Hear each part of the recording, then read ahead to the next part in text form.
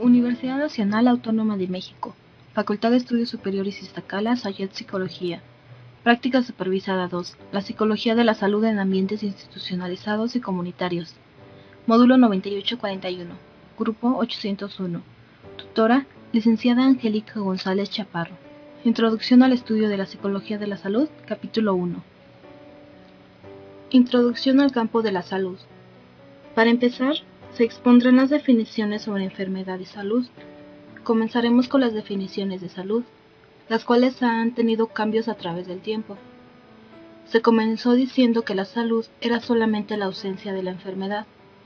Posteriormente, se dijo que era un estado de completo bienestar físico, mental y social, y no simplemente la ausencia de enfermedad o afección.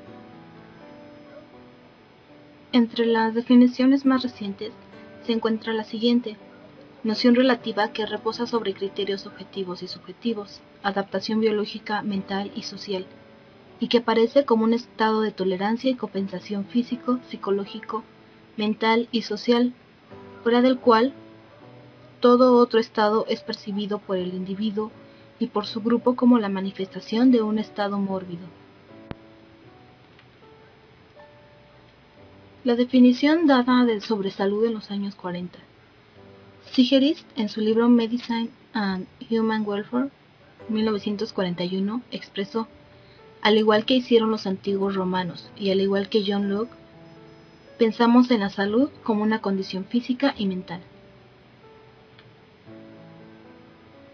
Posteriormente se dio una definición de salud con un sentido social, la cual decía que un individuo sano es aquel que presenta un buen equilibrio entre su cuerpo y su mente, y se halla bien ajustado a su entorno físico y social, controla plenamente sus facultades físicas y mentales, puede adaptarse a los cambios ambientales, siempre que no excedan sus límites normales, y contribuye al bienestar de la sociedad según su capacidad.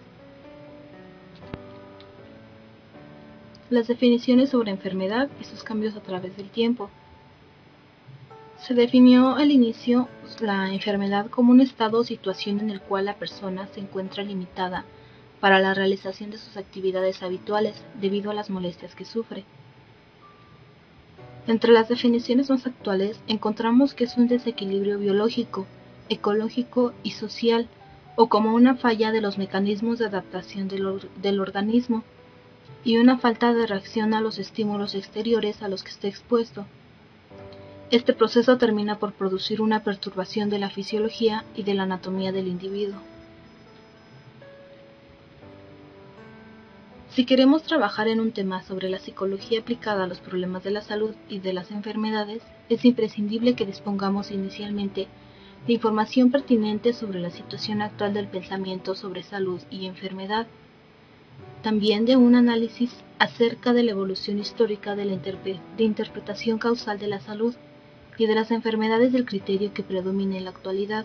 También tenemos que tomar en cuenta una breve descripción de las aproximaciones de las principales disciplinas que participan en el estudio y tener un panorama muy general sobre los problemas de salud.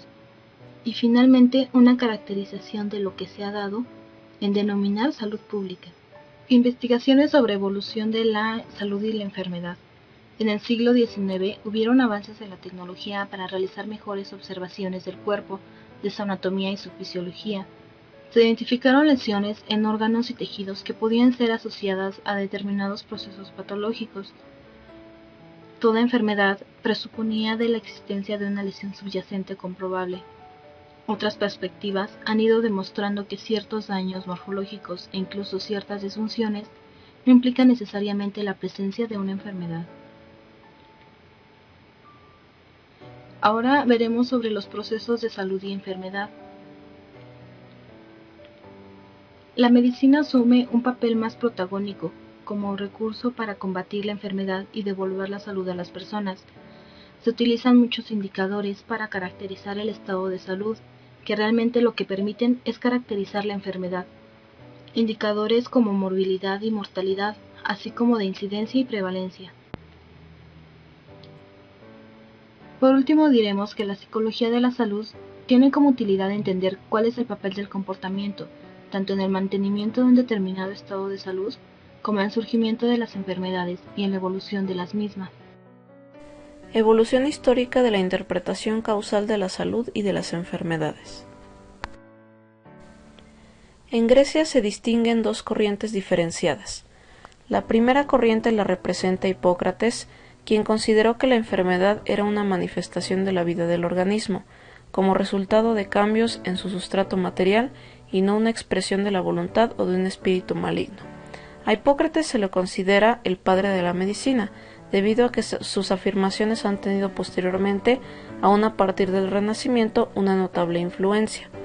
Para los psicólogos es interesante recordar que en sus observaciones sobre los humores, Hipócrates también describió la noción de temperamento, con lo que introdujo uno de los conceptos que más persistencia han tenido en la psicología y particularmente en el estudio de la personalidad.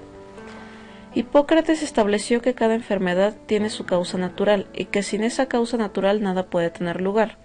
Consideró la enfermedad como un proceso que afecta al individuo integralmente, señalando que la existencia del organismo está determinada por 4 humores: la sangre, la flema, la bilis amarilla y la bilis negra, siendo la salud consecuencia del equilibrio de los mismos. Posteriormente, Platón representa la segunda corriente. Estableció con respecto a la salud y la enfermedad que éstas se determinan por un principio no material, el alma divina o feunema. La causa de la enfermedad consiste en un castigo enviado por el cielo y por consiguiente no tiene ningún efecto sobre ella, los medicamentos, sino solo los ritos, los himnos y la música. Por otra parte, en la India, en los siglos IV y III a.C., en la medicina ayurvédica, no tan solo se señalaban como causales de enfermedades la ira de los dioses, sino también cambios en el clima e incumplimientos de la dieta y de las reglas de la higiene, factores materiales estos relacionados con el ambiente del hombre o con su modo de vida, y que mantienen vigencia en la actualidad. La ciencia, o más propiamente el saber de la época, estaba bajo la dominación de la Iglesia católica y la enseñanza escolástica, lo que hizo prevalecer la interpretación mística de las causas de las enfermedades como asociadas a la ira de Dios o a la acción de los demonios. También surgieron las primeras ideas de lo que luego fue la teoría miasmática, que atribuía la causa de algunas enfermedades a las impurezas del aire y del ambiente. En el mundo árabe, que conoció en esos tiempos un gran florecimiento, se practicaban liberalmente la disección de cadáveres, la observación y los experimentos. Los árabes sustentaron enfoques materialistas para la explicación de la salud y la enfermedad, señalando que de acuerdo con el equilibrio o el desequilibrio de 6 principios se mantenía la salud o se producía la enfermedad. Estos principios eran el aire puro, la moderación en el comer y en el beber, el descanso y el trabajo, la vigilia y el sueño, la evacuación de lo superfluo y las reacciones emocionales.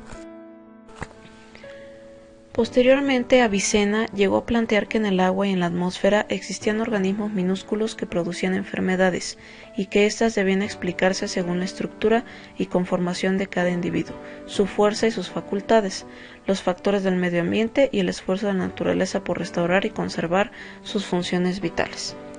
El importante proceso cultural y científico que se produce en el tránsito del feudalismo al capitalismo y que conocemos como Renacimiento, permitió una revaloración del acervo de conocimientos de la humanidad, entre ellos las enseñanzas legadas por Hipócrates y Avicena. También el nuevo modo de producción imponía la necesidad de que se encontraran respuestas a muchos problemas prácticos. De ahí que se estimuló notablemente la investigación y se produce el nacimiento de las ciencias modernas. Instrumentos ópticos como el microscopio favorecieron la observación de los microorganismos y el surgimiento de la microbiología, una disciplina que ofreció resultados espectaculares más tarde, en el siglo XIX. En 1882, un médico alemán, Robert Koch, descubrió el bacilo que desde entonces lleva su nombre, agente patógeno de la tuberculosis, y en 1883 describe el Vibrio cholerae, agente patógeno del cólera. Federico Engels, en su obra La situación de la clase obrera en Inglaterra, describió las pésimas condiciones de vida de los trabajadores y señaló que estos se enfermaban y se accidentaban más, envejecían prematuramente y morían más jóvenes que las capas burguesas de aquella sociedad. Otros pensadores de mediados de ese siglo, como Newman, decía que la mayor parte de las enfermedades que impiden el disfrute completo de la vida o matan a un considerable número de personas prematuramente no se deben a causas naturales, sino más bien a condiciones sociales producidas artificialmente. Sin embargo, al finalizar el siglo, estos conceptos resultaban opacados por el ya referido auge de la unicausalidad y el biologismo. El biologismo inicial del siglo XIX ha pasado a ser ahora ultratecnológico, por decirlo de alguna manera, y todo esto ha tenido tal impacto en la medicina y en la sociedad que en algunos sectores se ha entronizado un pensamiento aún más reduccionista en relación con las causas biológicas últimas de las enfermedades. El enfoque ecológico amplio retoma en un nivel superior algunas de las ideas básicas expresadas por Hipócrates y por los hindúes y árabes antiguos, al considerar la salud como el resultado de una interrelación adecuada y favorable del hombre con su ambiente, que se traduce en un correcto y armónico equilibrio de sus células, tejidos, órganos, aparatos y sistemas, que permite el ejercicio a plenitud de todas las potencialidades en concordancia con la edad y el sexo, y a la enfermedad como la disfunción de los mismos como resultado de una interrelación ambiental desfavorable. Como indica Resick en 1986, una mirada con criterio ecológico, la vida implica una interrelación permanente e indisoluble del ser vivo con su ambiente, por medio de la cual el ser vivo no tan solo satisface sus necesidades básicas y fundamentales, sino que a su vez está sometido a un conjunto de situaciones que pueden serle afectivas o potencialmente perjudiciales. El planteamiento multicausal introduce algunas interrogantes. Por ejemplo, ¿qué se puede entender por equilibrio y qué es lo armónico? ¿Qué es una interrelación favorable? ¿Qué podría ser considerado un funcionamiento correcto? ¿Cómo opera la variable tiempo en la causalidad? Entre otras interrogantes. Por lo tanto, la idea contemporánea de la multicausalidad obliga entonces a que el asunto de la salud y la enfermedad deba ser considerado desde la perspectiva de las diversas disciplinas, entre las cuales la psicología puede ocupar un lugar muy importante. El estudio de esta causalidad se ha postulado la pertinencia de un modelo de 3 componentes: el agente, el huésped y el medio ambiente. Se entiende por agente a los factores responsables de la enfermedad.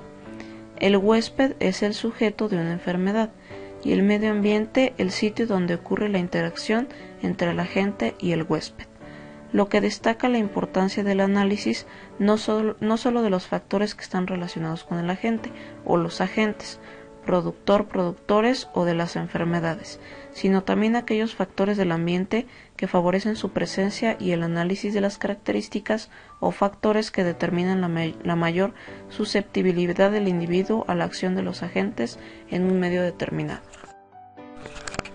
Gracias al estudio de la causalidad es como surge la epidemiología, que es la disciplina científica que se ocupa del estudio de la causalidad de las enfermedades y su distribución en los grupos de la población. Se han utilizado durante mucho tiempo ciertos criterios para el establecimiento de las relaciones causales, los cuales denominan criterios psicosociales, que aluden a problemas del comportamiento.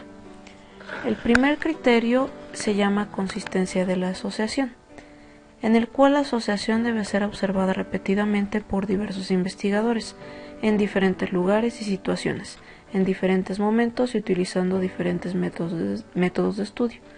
Mientras más consistencia haya entre los hallazgos que se observan, más confianza se puede tener acerca de su validez. El segundo criterio se llama fuerza de la asociación. La medida más directa de la fuerza de la asociación de algún factor psicosocial y el riesgo para alguna enfermedad es la comparación de los índices de muerte o morbilidad entre personas, con el factor o sin el factor psicosocial presente. El tercer criterio es la especificidad de la asociación. La especificidad se evalúa por la extensión en la cual la presencia de un factor causal se asocia con una y solo una enfermedad. El cuarto criterio es la relación temporal de asociación. Este criterio supone que la exposición al factor causal sobre el que se sospecha debe preceder en el tiempo a la aparición de la enfermedad. El quinto criterio es la coherencia de la asociación. Este criterio se basa en su grado de acuerdo con los hechos conocidos sobre la historia natural de la enfermedad. Y el último criterio son los resultados de ensayos preventivos. Los criterios finales para el establecimiento de una conexión causal entre un agente sospechado y una enfermedad subsecuente es la demostración de que existe una reducción subsecuente en la incidencia o severidad de la enfermedad. Una de las formulaciones más conocidas en materia de causalidad es la debida a los epidemiólogos norteamericanos Libel y Clark, quienes publicaron un libro dedicado al estudio de la historia natural de las enfermedades. Ellos contribuyeron a que se entendiera mucho mejor el problema de la multicausalidad. El modelo de Libel y Clark permite una cierta operativización de la organización de las medidas que se deben poner en práctica para brindar servicios de salud, ya que en la proyección del psicólogo en el ámbito de la salud puede resultar de utilidad. Ellos establecieron dos momentos o periodos en el proceso de la enfermedad. El primero se realiza en el medio ambiente, antes de ser afectado el ser humano, y comprende el periodo prepatogénico, y el segundo una vez que ha sido afectado, que es el periodo patogénico, o curso natural de la enfermedad. Ambos periodos constituyen la historia natural de la enfermedad. En el primer periodo, el periodo prepatogénico, es cuando se puede producir una situación de riesgo debido a la relación que adoptan el agente, el huésped y el ambiente. Así se puede decir que ocurre en el medio ambiente, antes de ser afectado el hombre o una población, y se da como parte del estado aparente de salud o de equilibrio ecológico. Los agentes que potencialmente causan enfermedad pueden ser físicos, como las radiaciones, el calor, la humedad, el ruido, la energía eléctrica y los objetos que actúan mecánicamente. También pueden ser químicos, como los ácidos, combustibles y venenos, biológicos, como los parásitos animales y vegetales, las bacterias y los virus, y otros de carácter interno, como defectos congénitos originados durante las fases del desarrollo embriológico, así como los sociales y psicológicos. En el análisis de la historia natural de la enfermedad, el planteamiento de Libel y Clark también reconoce un segundo periodo, que es el llamado periodo patogénico, que comprende la fase de la evolución de la enfermedad en el individuo y que se divide en dos etapas, la subclínica y la clínica. En la primera etapa, la subclínica, las manifestaciones de la enfermedad son mínimas y solo pueden confirmarse mediante exámenes. El individuo no percibe su estado de enfermedad. En la segunda etapa, la cual es la clínica, corresponde al estado de la enfermedad. Se dice que en este momento ya se ha rebasado el horizonte clínico, que es un estado que presenta un cuadro reconocible que llama la atención del propio enfermo, de sus familiares y que puede identificar el médico, ya sea por las manifestaciones objetivas corporales como por las emocionales y del comportamiento. En esta etapa clínica se presentan los signos y síntomas de la enfermedad, la que puede evolucionar hacia la incapacidad temporal y posteriormente a la recuperación, o hacia el establecimiento de un estado crónico o un defecto permanente o hacia la muerte, en dependencia del proceso en cuestión. La frecuencia de los problemas de salud.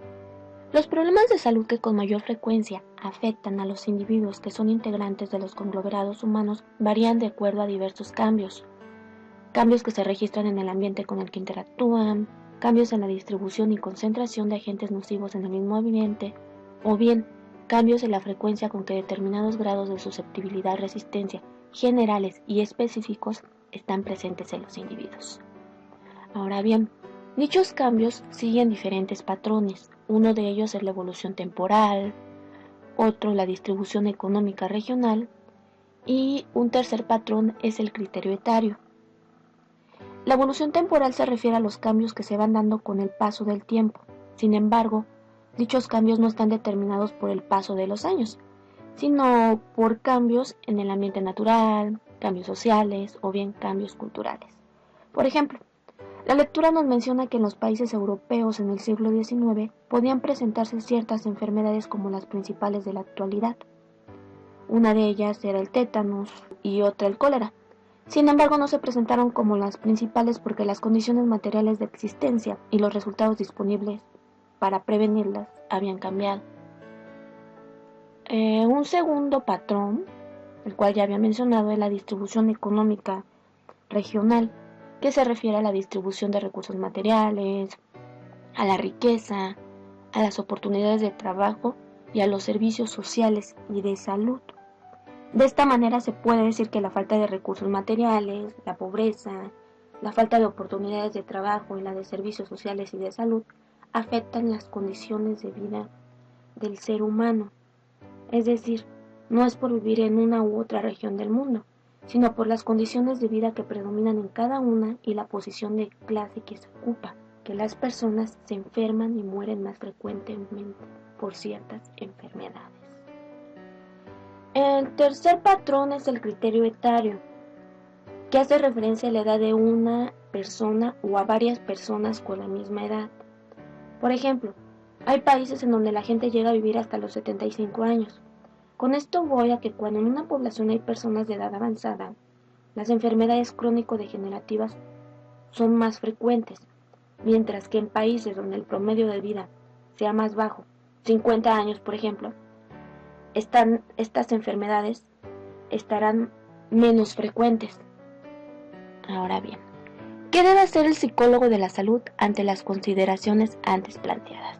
Bien, ante este cuestionamiento, la lectura nos menciona que el psicólogo de la salud debe partir de una lectura o interpretación de la realidad en la que se está moviendo, conocer cuáles son en ese contexto los problemas de salud más frecuentes y cuáles son sus determinantes, y a partir de esos datos establecer prioridades para su trabajo.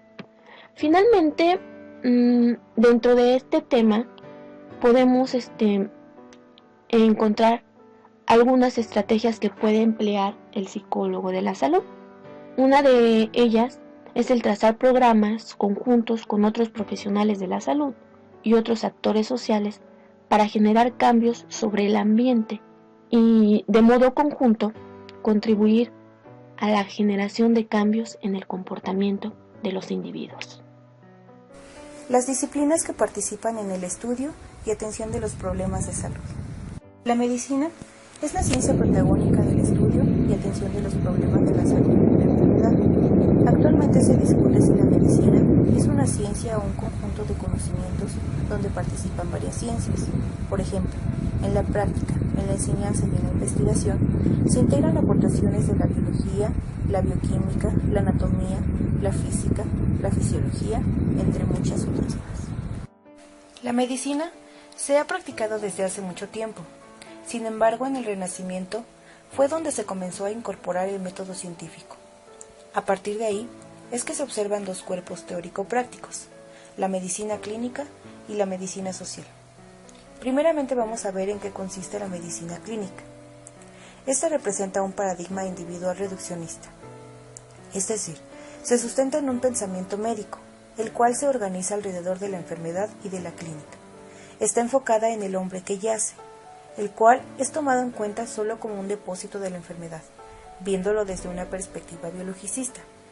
Es importante mencionar que pese a las críticas que se le hacen, la medicina clínica ha aportado importantes avances en la explicación de enfermedades y en la búsqueda de nuevos tratamientos. Por otro lado, como lo mencioné anteriormente, tenemos a la medicina social, la cual representa el paradigma social expansivo. Este paradigma se sustenta en la idea de que las concepciones y las prácticas de salud deben ubicar al hombre en su contexto social y la responsabilidad del propio Estado en el cuidado de la salud de la población. Hay que resaltar que hubo varias aportaciones, las cuales contribuyeron a fortalecer el enfoque social de la medicina, como Guerin, quien dio el nombre de medicina social a este modo de entender los problemas de salud. Otra aportación fue la de Grotjan, quien publicó en 1911 su Tratado de Psicología Social.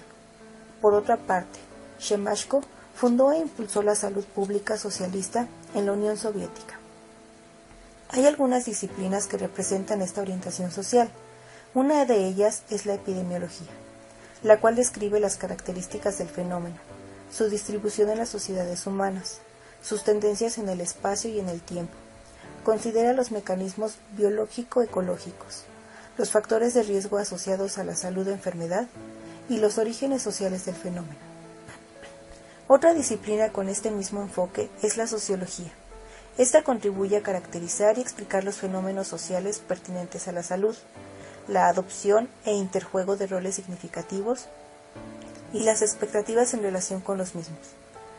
También está la antropología social, que contribuye al esclarecimiento de la formación de creencias, valores, hábitos comunes y prácticas relevantes en los problemas de salud e influyentes en el comportamiento individual. Así como estas disciplinas, hay otras que hacen contribuciones también. Estas son la geografía, la informática y la pedagogía. Finalmente, es necesario remarcar que la psicología, en su proyección hacia el estudio de los problemas de salud y enfermedad, tiene como requisito establecer relación con estas disciplinas, con la finalidad de poder conocer y nutrirse de los aportes que nos puedan brindar. La salud pública y sus tendencias actuales, por Mónica de la Selva Rivero. Como tendencias actuales de salud pública, se tiene, según la definición de Terris 1992, una segunda revolución epidemiológica, marcando la primera desde 1950, logrando alcances mayores en países desarrollados en enfermedades infecciosas y no infecciosas. Esta revolución se enfoca a la acción preventiva y oportuna, la cual disminuirá el número de muertes o incapacidad por enfermedad, pero esta no puede llevarse a cabo sin la implicación de la ciencia del comportamiento. ¿Qué quiere decir esto? Se tiene que emplear modalidades para cambiar los malos hábitos de vida. Ahora los jóvenes fuman desde edades muy tempranas, como se pueden ver en las fotos, beben desde edades muy tempranas, consumen muchísimo refresco y comida chatarra, lo que conlleva a enfermedades cardiovasculares, hepáticas, diabetes, cáncer, hipertensión, y de ahí la importancia de la prevención. Modificando los malos hábitos de quienes lo practican, se puede llegar a tener una mejor calidad de vida, como el no fumar porque fumar mata, como no beber alcohol ni fumar durante el embarazo. En cambio, beber suficiente agua y comer comida saludable previene enfermedades. ¿Cuál es la solución cuando ya existe algún tipo de enfermedad? Va a ser la adhesión terapéutica, según el régimen de vida de cada enfermedad. Los diabéticos se tienen que tomar el azúcar en la sangre cada determinado tiempo y los enfermos del corazón deben de dejar de consumir sal. Es recomendable que se haga una dieta balanceada y que se haga ejercicio. Por lo tanto, las prioridades de salud pública en la actualidad es la promoción y la prevención de la salud. Se considera la necesidad del aumento del nivel de vida y la participación de la comunidad, ya que en muchos países los problemas de salud aumentan y la función de la salud pública no es suficiente para la demanda. Este campo ha sido llevado solamente por la medicina, como se ha mencionado anteriormente. Para la psicología es prioritario el campo de la salud. ¿Para qué? Para comprender la problemática y poder desarrollar herramientas necesarias para poder contribuir en este ámbito.